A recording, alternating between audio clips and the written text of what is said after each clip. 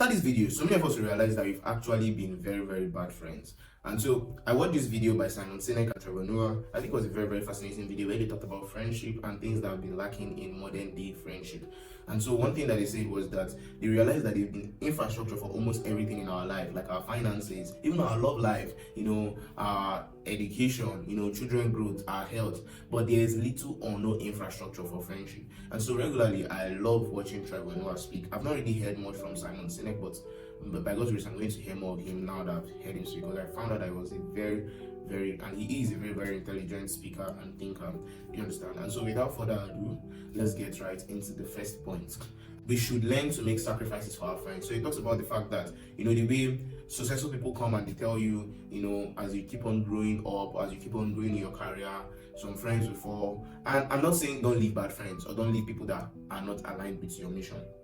But sometimes people sacrifice their friends, actual friends that they're okay with and good and whatnot, to achieve success. And so now they're saying that we should learn to, sacrifice for our friends, not sacrifice our friends. And so I'm supposed to get that job in Washington, D.C. But, I have friends here, and it's something you should also consider when making plans in your life. Now, this is going to be a hard pill to chew. It's very, very hard. Even myself, I'm finding it somewhat hard. But the next point is going to show you why.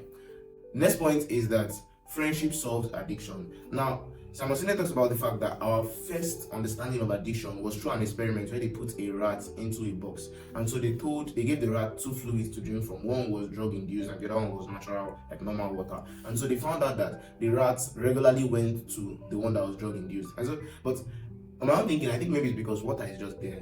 It's amazing, but water is just there. But the drug induced, or maybe it might have been more adventurous to take. And so somebody redid that experiment where he puts that same box but puts different rats and a rat's race, you understand, put different other activities and still put the drug induced liquid and the water. And so they found out that they drank from the drug induced, but they didn't really do it that much because they had other things to do. They had other rats to interact with and whatnot. And so he's trying to let us know that when we have more friends around us, it's going to reduce the level of addiction. And I think level of addiction has also increased with respect to this friendship matter, because we now live in a world where, like Nigerians, there's Japa, almost everybody's learning how to adapt in a new environment because everybody is having to move to a new environment.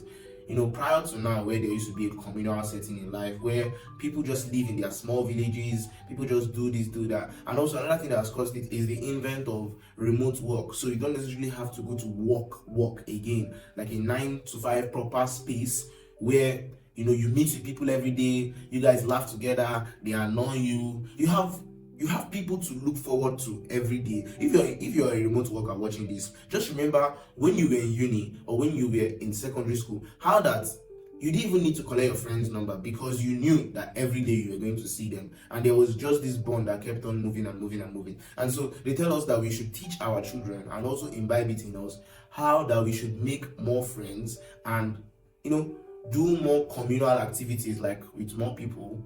And by this, we are going to reduce the rate of addiction because you have other things that you're busy with. And so I agree with this also from the Christian point of view, because we understand from the Bible that sin thrives in secrecy. That's why the Bible encourages, the gathering of believers. Because when you're gathered together, there are some things that you just cannot do. Do you understand? Especially those things that you and I know that are wrong.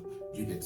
Now, the third one talks about the fact that we should show genuine love. And so other than just, making a call once in 3 months just because, we should actually be there for our friends. And so this sounds like the first one because it takes a lot of sacrifice to do this. And so it's going to entail things like going to meet them when they are going through some emotional, trauma or whatever. Your friend just got heartbroken, they lost their job, they lost their mother, they lost their father. Just going through hard times in life where they cannot really understand or articulate or even have clarity to what they are doing in life. And we should show this love not by judging them or trying to point them to, you're doing this wrong, this is the right way to do. We should just actually be there for them and support them and show them unconditional love. And one other thing they talk about is the fact that we should normalize having our friends go through tough times with us. And so some people don't include their friends in their tough times. So, I'm going through some financial struggle and I don't reach out to my friend. And after I'm over it, I'm like, oh bro, my last month was really tough. And you're like,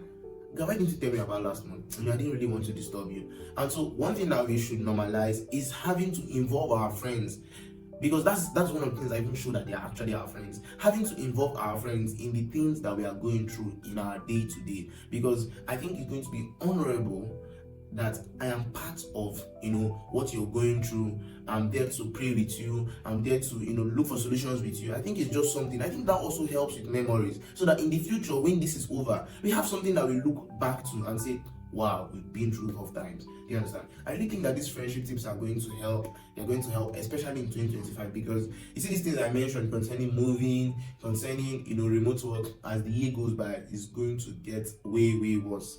You get? So please hang out with your friends. Call your friend now as you're watching this video. Do stuff with them. Just be an amazing friend. Let me know if this video helped you. And if this video helped you, you're going to see another video right on your screen that you might really like. If you've not watched the full video by Simon Sinek and Trevor Noah, you're going to see the link in the description below. Click on it and watch it. Have an amazing day. Peace out.